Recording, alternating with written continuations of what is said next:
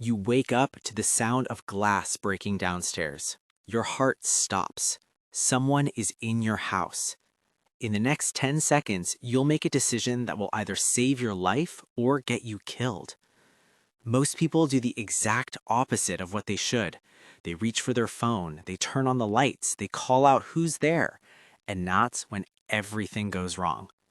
Here's what most people don't understand about home invasions. The intruder has already made their decision. They've chosen your house. They've chosen this moment, and they're counting on you to freeze. The FBI reports that a burglary happens every 25 seconds in the United States. But here's the part that should terrify you. In 28% of those cases, someone is home. And when someone is home during a break-in, 7% of the time it escalates to violence. You're not just dealing with someone who wants your TV. You're dealing with someone who's either desperate, high, or didn't expect you to be there. And now they have to make a choice about what to do with you. The first thing you do in those opening seconds will determine whether you become a statistic or a survivor.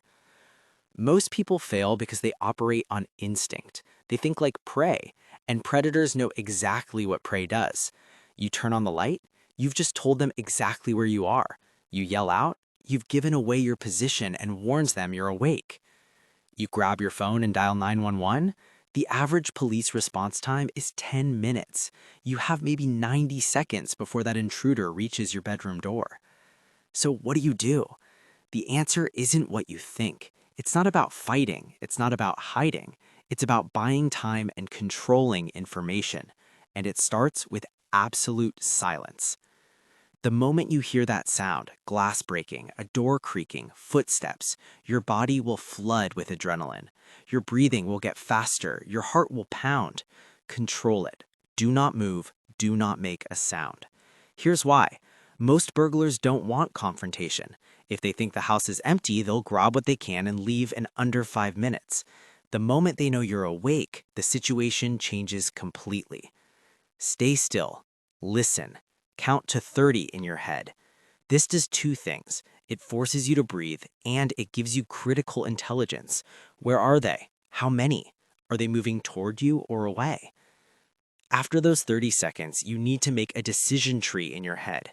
Question 1, are you alone in the house, or are there others you need to protect? Kids, elderly parents, a partner in another room. If you're alone, your priority is escape or barricade. If there are others, your priority is silent reunion, getting everyone into one defensible space. Question 2, where is the intruder in relation to your escape routes? If they're between you and your exit, you need a different plan than if you can make it to a door or window.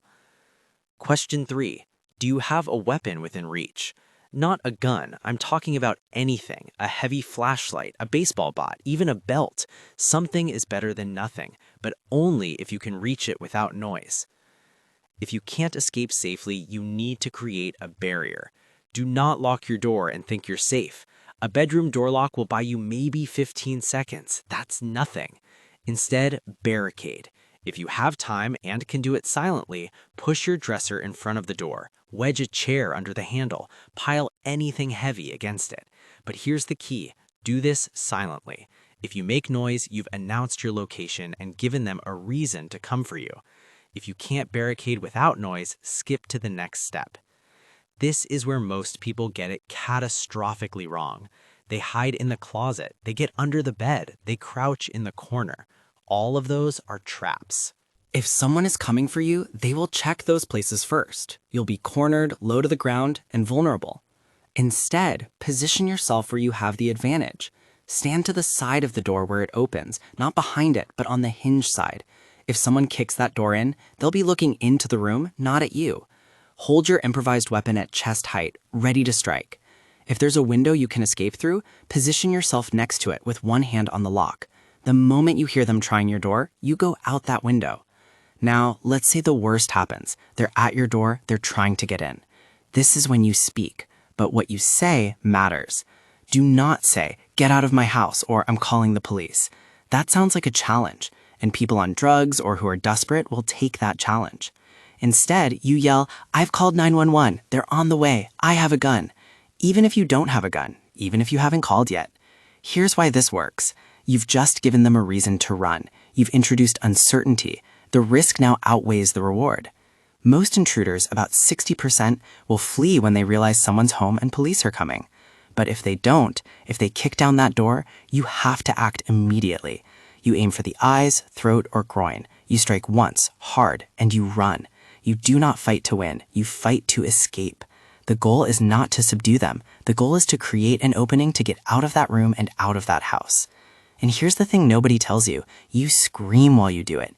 Not a scream of fear, a scream of aggression. It disorients them, it signals to neighbors that something is wrong, and it floods your system with the adrenaline you need to move.